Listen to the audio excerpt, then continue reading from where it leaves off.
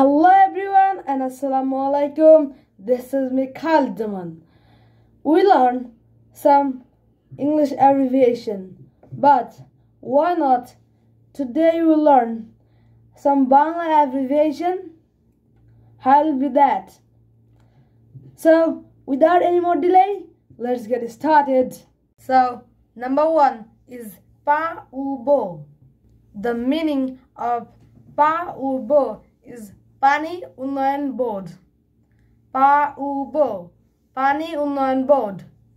Then we have B-U-Bo, Bidut Unnayan Board. B-U-Bo, Bidut Unnayan Board. After that there is BCB, Bangladesh Cricket Board. Bangladesh Cricket Board, BCB. And after BCB we have BASOS, Bangladesh Sangbad Sangstha. BASOS, Bangladesh Sangbad Sangstha. After that we have Adhunik. The meaning of Adhunik is Amra Dhumpan Nibaron Kori. Amra Dhumpan Nibaron Kori.